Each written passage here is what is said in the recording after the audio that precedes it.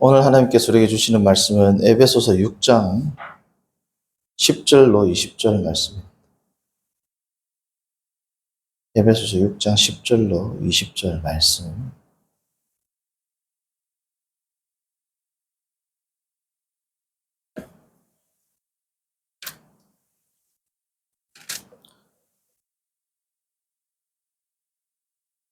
에서 20절 한 목소리로 합독합니다. 끝으로 너희가 주 안에서와 그 힘의 능력으로 강건하여지고 마귀의 관계를 능히 대적하기 위하여 하나님의 전신 갑주를 입으라. 우리의 씨름은 혈과 육을 상대하는 것이 아니요 통치자들과 권세들과 이 어둠의 세상 주관자들과 하늘에 있는 악의 영들을 상대함이라. 그러므로 하나님의 전신 갑주를 취하라. 이는 악한 날에 너희가 능히 대적하고 모든 일을 행한 후에 서기 위함이라. 그런즉 서서 진리로 너희 허리를 띠를 띠고 의의 호심경을 붙이고 평안의 복음이 준비한 것으로 신을 신고 모든 것 위에 믿음의 방패를 가지고 이로써 능히 악한 자의 모든 불화살을 소멸하고 구원의 투구와 성령의 검, 곧 하나님의 말씀을 가지라. 모든 기도와 간구를 하되 항상 성령 안에서 기도하고 이를 위하여 깨어 구하기를 항상 힘쓰며 여러 성도를 위하여 구하라. 또 나를 위하여 구할 것은 내게 말씀을 주사 나로 입을 열어 복음의 비밀을 담대히 알리게 하옵소서 할 것이니 이 일을 위하여 내가 쇠사슬에 매인 사신이 된 것은 나로 이 일에 당연히 할 말을 담대히 하게 하려 하심이라. 아멘. 오늘 말씀의 제목은 굳게 서는 삶입니다. 굳게 서는 삶. 우리가 에베소서를 쭉 살펴보면서 이 에베소서에서 성도의 삶의 특징을 기술하는 용어 가운데 가장 괄목할 만한 특징을 나타내는 단어가 걷다였습니다. 걷다. 이 걷다라는 단어가 자 우리 한번 볼까요? 복수반설 측면에서 에베소서에서 행하다라고 나오는데 이게 원래는 히브리적 개념을 할락, 걷다라는 이 개념을 이제 헬라어로 번역하면서 이 걸음이라는 것은 주와 동행하는 것 혹은 세상의 물결에 따라 사는 것. 그래서 이 행함이라는 것을 좀 더 역동적으로 표현하기 위해서 에베소서에는 다 어떤 단어를 썼다? 걷다라는 단어를 썼습니다. 자, 2장 2절 볼까요? 성도의 특징을 규정하는 이 걷다가 어떻게 쓰이는지 2장 2절. 자, 성도가 되기 전에는 어떤 삶을 살았느냐? 그때 너희는 그때가 언제냐? 2장 1절에 허물과 죄로 죽었을 때 그때 너희는 그 가운데서 뭐라고요? 행하여 그 가운데서 걸었다 이 뜻입니다. 세상 풍조를 따르고 이렇게 나오죠. 2장 10절 우리는 그가 만드신 바라 그리스도 예수 안에서 선한 일을 위하여 지으심을 받은 자니 이 일은 하나님이 전에 예비하사 우리로 그 가운데 뭐라고요? 행하게 그 가운데서 걷도록 하시기 위함이다. 4장 1절을 보시면 그러므로 주 안에서 갇힌 내가 너희를 권하노니 너희가 부르심을 받은 일에 합당하게 어떻게? 행하여. 이렇게 행하여 혹은 더 정확히는 걷다라는 이 용어가 2장부터 계속해서 성도의 삶의 특징을 규정하는 단어였습니다. 자, 마지막에 쭉 뛰어넘어서 걷다라는 단어가 이제 마지막에 어디에서 나오느냐? 5장 15절입니다. 5장 15절 보시면 그런즉 너희가 어떻게 뭐라고요? 걸을지를 행할지를 자세히 주의해야. 그래서 성도의 삶은 1장은 이제 교리적인 내용이잖아요. 그렇죠? 2장에서부터 쭉 무슨 내용이 나오냐면 어떻게 살아야 될 것인지에 대해서 특별히 어떤 단어를 쓴다? 걷다라는 단어를 차용해서 성도의 행함에 대한 순종의 삶에 대한 강조를 하고 있는데 자 오늘 보는 6장 10절부터 마지막 20절까지 사도 바울의 마지막 당부이자 사도 바울의 마지막 기도문에서는 성도의 특징을 규정하는 단어가 이제 것과는 전혀 다른 단어가 쓰입니다. 걷다가 아니라 뭐가 쓰이느냐? 13절 보시면 뭡니까? 서다입니다. 서다. 너희는 굳게 서다.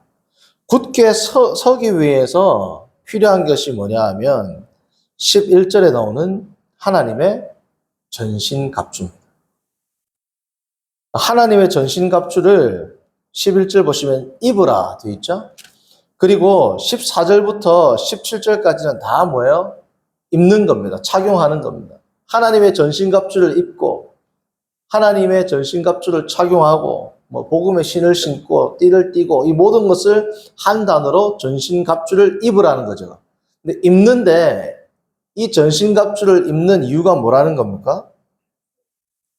굳게 서기 위해서다라는 거. 굳게 서기 위해서. 자, 이 하나님의 전신갑주를 입는다는 것은 우리가 다음 주에 좀 더 구체적으로 이제 하나님의 전신갑주를 하나씩 살펴보겠지만 6장 11절에 하나님의 전신갑주를 입으라는 것은 4장 24절에 어떤 단어로 쓰였냐면 새 사람을 입으라. 4장 24절.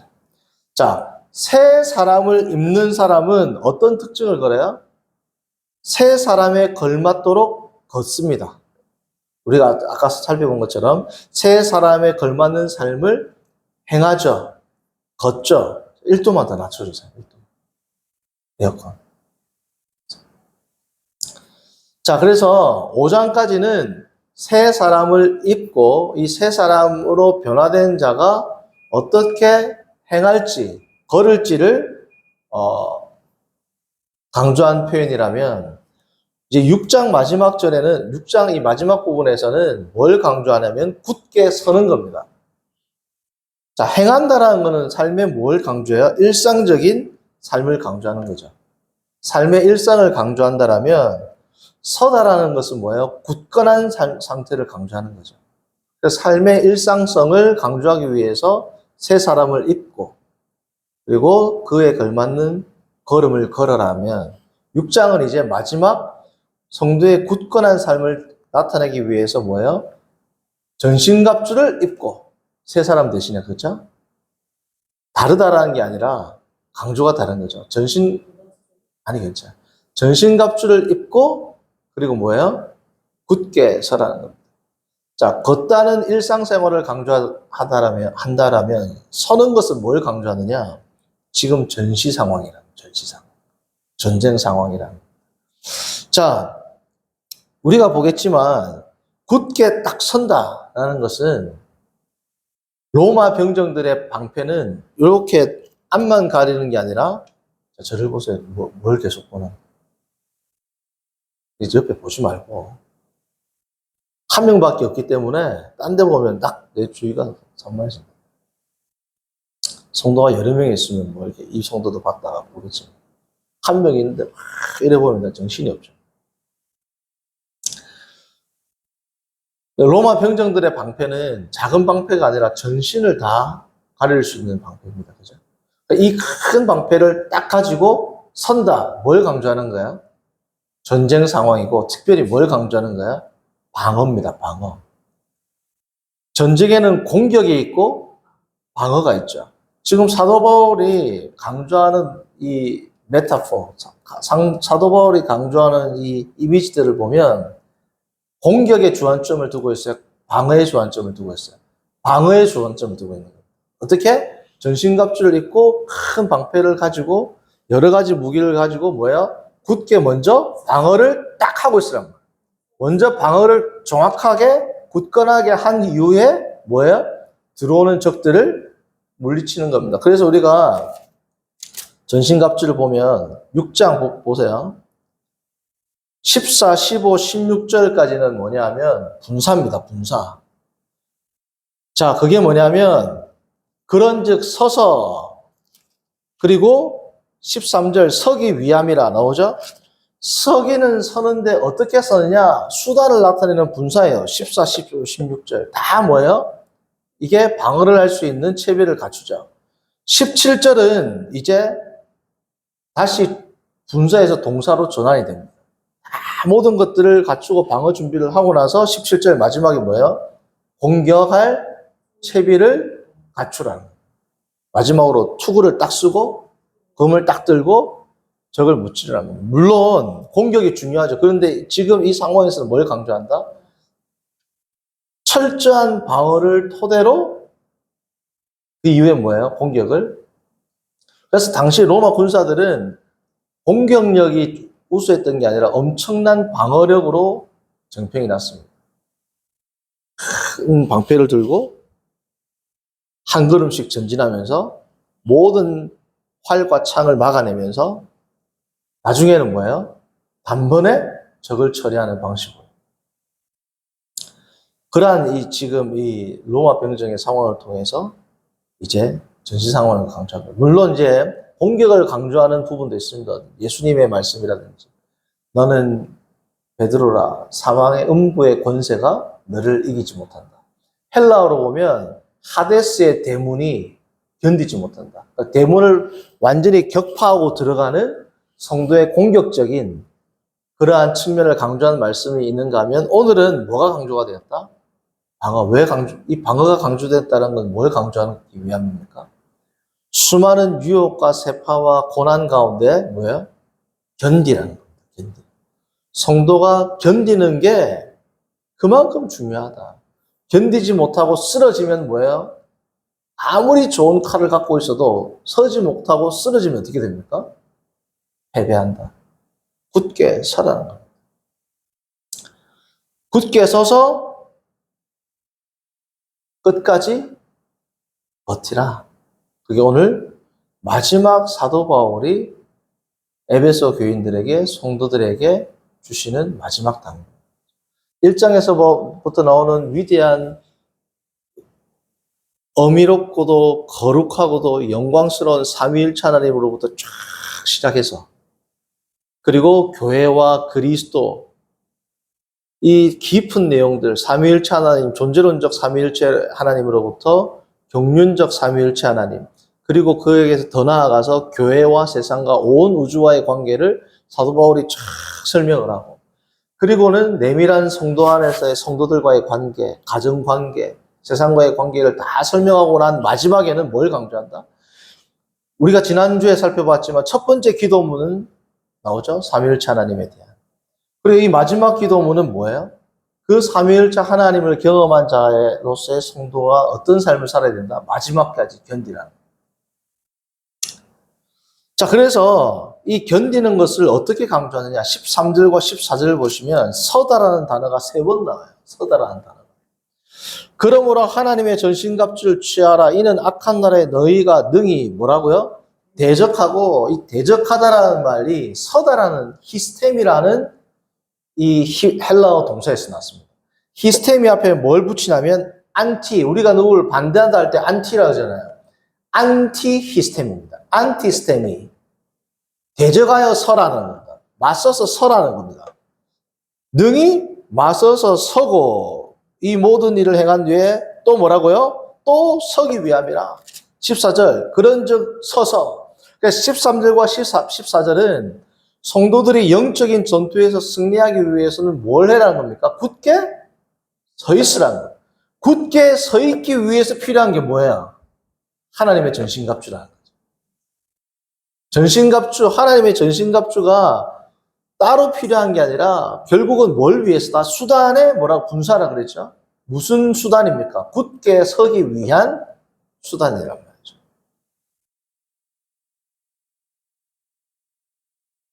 성도님들, 우리가 신앙생활을 하다 보면 그 자리에 서 있는 것이 얼마나 힘든 일인지 몰라요.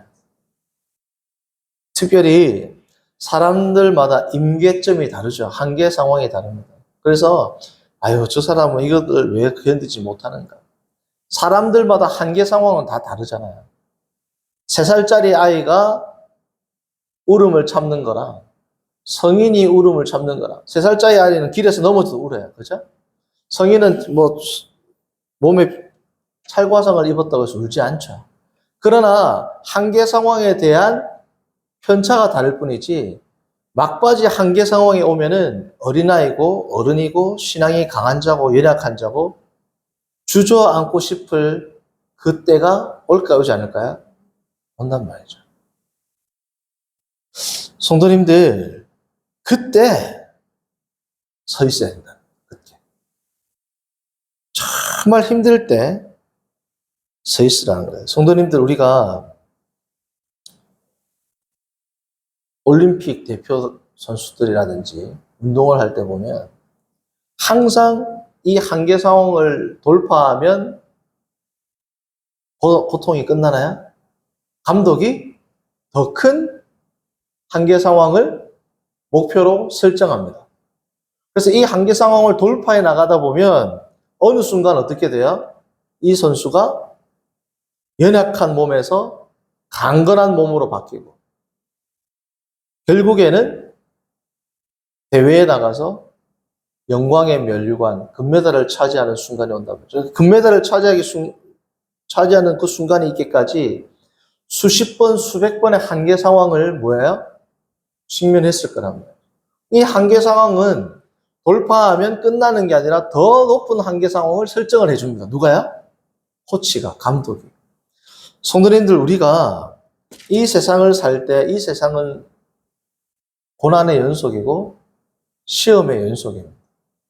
이 시험의 연속이라는 말은 꼭 우리의 죄로 말미암는 시험만을 의미하는 것이 아니라 의로운 자들에게도 주님 앞에 설 때까지 의로운 뭐예요? 시험이 있겠죠. 근데 이 어려운 시험들은 다 뭐예요? 고통과 고난을 수반합니다. 근데 신기하게도 나의 영적인 힘이 강건해지면 그에 걸맞게 하나님께서 뭐예요? 우리에게 시험을 허락합니다. 그러니까 사람이 감당할 시험을 다 주시는데 그 감당할 시험은 다 뭐예요? 크기가 다르다.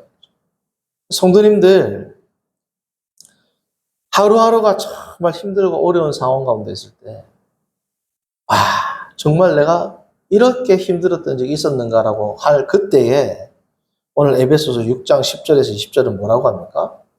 하나님의 전신갑주를 입고 굳게 살아라. 우리가 일상 가운데 주의 말씀대로 행하는 것 중요하죠. 에베소서 2장부터 나왔지 않습니까? 일상 가운데 주의 말씀과 동행하고 행하는 자가 마지막에 그 신앙이 빛나기 위해서는 어떻게 해야 돼요?